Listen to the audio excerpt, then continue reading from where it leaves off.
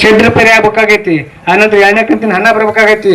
RC central ಇರ್ತಕ್ಕಂಥ ಎಲ್ಲ ರಸ್ತೆಗಳು ಸುಗಮ ಆಗ್ಬೇಕು, ಗಟಾರ ಆಗ್ಬೇಕು, ನೀರಿನ ಪೈಪ್ಲೈನ್ ಆಗ್ಬೇಕು, ವಿದ್ಯುತ್ ಸಂಪರ್ಕ ವ್ಯವಸ್ಥೆ ಆಗ್ಬೇಕು. ಇದಕ್ಕೆ ಸರ್ಕಾರದಲ್ಲಿ ರೊಕ್ಕಿಲ್ಲ ಅಂತಾರ.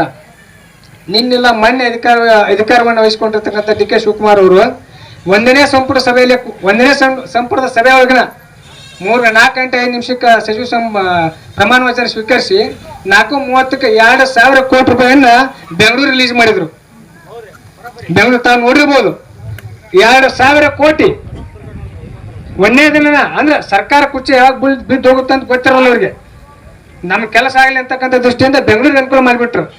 ಅಂದ್ರ ದಕ್ಷಿಣ ಕರ್ನಾಟಕದ ಯಾವುದೇ ರಾಜಕಾರಣಿ ಇರಲಿ, ಅವ್ರು ಉತ್ತರ ಕರ್ನಾಟಕದ ಮೇಲೆ ಘನಘೋರವಾಗಿರ್ತಕ್ಕಂಥ ಅನ್ಯಾಯವನ್ನು ಮಾಡ್ಕೊಂತ ಬಂದಾರ ಹೊರತು ಅವರೇ ಉತ್ತರ ಕರ್ನಾಟಕದ ಕಡೆ ಹೆಚ್ಚು ಗಮನ ಹರಿಸಿ ಸಂತ್ರಸ್ತರ ಬಾಳನ್ನ ಹಸರು ಮಾಡಿಲ್ಲ. ಮತ್ತು ಇಲ್ಲಿರ್ತಕ್ಕಂಥವ್ರ ಕೂಡ ನಮ್ಮ ಉತ್ತರ ಕರ್ನಾಟಕದ ಎಲ್ಲ ಜನಪ್ರತಿನಿಧಿಗಳನ್ನ ಹೇಳ್ತೀನಿ ನಾನು. MLA ಇರ್ಬೋದು, MLC ಇರ್ಬೋದು, MP ಇರ್ಬೋದು, ರಾಜ್ಯಸಭಾ ಸದಸ್ಯರಿರ್ಬೋದು, ಪೌರ ಸಂಸ್ಥೆಯಿಂದ ಆಗಿರ್ತಕ್ಕಂಥ ಸದಸ್ಯರಿರ್ಬೋದು, ಅವರು ಕೂಡ ಪಾರ್ಲಿಮೆಂಟ್ ನಲ್ಲಿ ಧ್ವನಿ ಎತ್ತಿಲ್ಲ, ವಿಧಾನಸೌಧದಲ್ಲಿ ಕೂಡ ಧ್ವನಿ ಎತ್ತಿಲ್ಲ, ಕೆಳಮನೆಗೂ ಎತ್ತಿಲ್ಲ, ಮೇಲ್ಮನೆಗೂ ಎತ್ತಿಲ್ಲ ಧ್ವನಿ. ಜಿಲ್ಲಾ ಪಂಚಾಯತಿಯಲ್ಲೂ ಕೂಡ ಹಂಗ, ತಾಲೂಕ್ ಪಂಚಾಯತಿಯಲ್ಲೂ ಕೂಡ ಹಂಗ, ಪಟ್ಟಣ ಪಂಚಾಯತಿಯಲ್ಲೂ ಕೂಡ ಹಂಗ. ಬೇಕಾದ ಸ್ಥಳೀಯ ಸಂಸ್ಥೆಗಳಲ್ಲಿ ಹೋಗಿ ಬರೇ ತಾರತಮ್ಯ. ಉತ್ತರ ಯಾವುದೇ ಯೋಜನೆಗಳು ಬಂದರೂ ಕೂಡ ದಕ್ಷಿಣ ಕರ್ನಾಟಕದಲ್ಲಿ ಪ್ರಥಮ ಬಾರಿಗೆ ಅದು ಇಂಪ್ಲಿಮೇಷನ್ ಆಗಬೇಕು.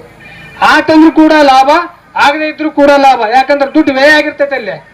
ಆ ಯೋಜನೆ ಸಾಧಕ ಮತ್ತು ಬಾಧಕದ ಬಗ್ಗೆ ಅಲ್ಲೇ ಟ್ರಯಲ್ ನಡೀತೈತಿ. ಟ್ರಯಲ್ ನಡೆದಾಗ ಡಾಂಬರ್ ಹಾಕ್ತಾರೆ. ಸದ್ಯ ನಿಮ್ಮೂರಿಗೊಂದು ಇದು ಎಷ್ಟು ದಿನ ಬರ್ತಾ ನೋಡ್ಬೇಕಂದ್ರೆ ಡಾಂಬರ್ ಬೀಳುತ್ತದೆ. ಕಡೆಗೆ 20 ದಿನ ಬಂತಲ್ರಿ, ಇಲ್ಲಿ ಅದೇ ಇಲ್ಲಲ್ಲ. 20 ದಿನ 6 ತಿಂಗಳು ಬರ್ತಂದಿಂದ ನಂತರ ಹಿಕ್ಕಟ್ಟು ಬರ್ತದೆ ನಮ್ಗ. 6 ತಿಂಗಳಾಗಿಂದ ನಮ್ಮ ಮನೆ ಕಡೆ ಡಾಂಬರ್ ಹಂಗತೆ ವ್ಯವಸ್ಥೆ ಆಗೈತಿ. ನಮ್ಮ ಜನಪ್ರತಿನಿಧಿಗಳು ಎಲ್ಲಿ ಶಕ್ತಿ ಕೇಂದ್ರದಲ್ಲಿ ಧ್ವನಿ ಎತ್ತಬೇಕಾಗೈತಿ, ಅವ್ರು ಧ್ವನಿ ಎತ್ತವಲ್ರಾಗ್ಯಾರ. ಮತ್ತು ನಮ್ಮ ಜನ ಏನಾಗ್ಬಿಟ್ಟಾರ, ಸ್ವಲ್ಪ ಮುಗ್ಧತೆ ಕಾಯ್ಕೊಳಕತ್ತಾರ.